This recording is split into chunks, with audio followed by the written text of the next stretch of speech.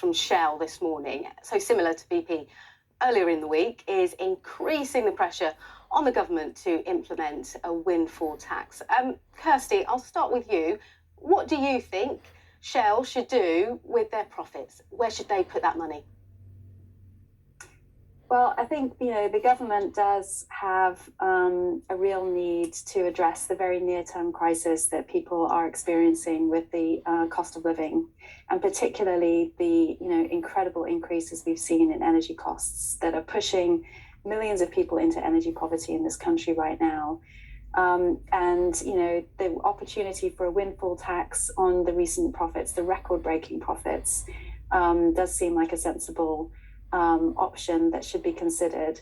Now, at the same time, the energy companies do also have, a real need to invest in the sort of longer term crisis that's also unfolding, which is the climate crisis and the need to invest in the clean energy transition. So there may be a way to combine these two requirements by earmarking some of that windfall for investment in clean energy and energy efficiency that can help protect consumers in future from the kind of price volatility and crunch that we've seen recently, as well as supporting the most vulnerable people in the near term as well.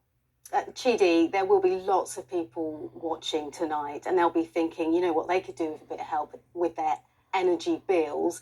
Do you think a windfall tax would help those people? Well, there's a palette of things that government can do. Government can either impose a windfall tax on companies like Shell, which the Italians did this morning, for example. They imposed a 25% windfall tax on their energy companies. The French also did something similar.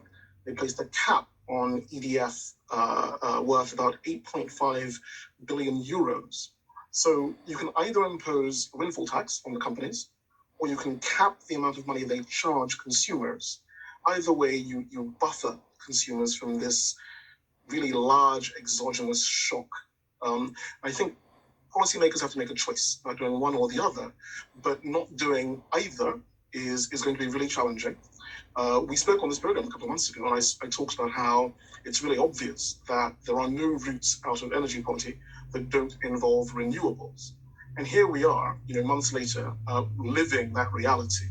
Because while we listen to large corporate titans like Shell talk about, declaring $9 billion in profits and talk about how they intend to put something like 5 or 6% of that towards transition, we know that BP, for example, is putting 12% of that towards transition.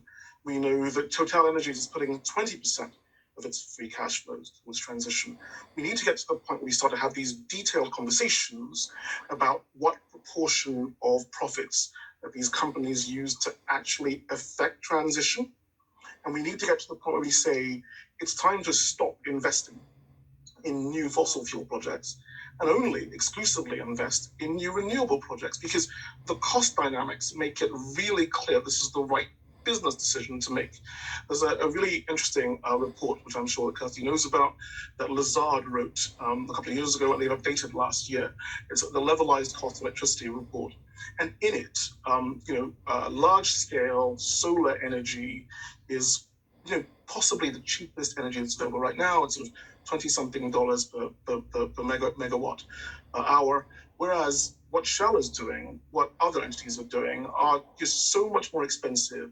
It's actually both wasteful and painful to keep investing in new fossil fuel. What Shell will be saying, Kirsty, is that, they're willing to invest. We said it earlier, didn't we? That they're willing to invest from 20 to 25 billion in the UK in the next decade in low carbon energy. Ministers will, of course, have to keep a close eye on whether that happens. They say it's a good deal. What do you say? I think it's really important that these companies are investing, but I do think that there is an important role for government and, organizations like ours in defining, where the investment should be going. We've put a lot of emphasis on investment in the electricity sector, decarbonizing the electricity sector, and wind and solar, as Chidi said, have been very successful in becoming quite cheap and, being delivered at scale, which is fantastic.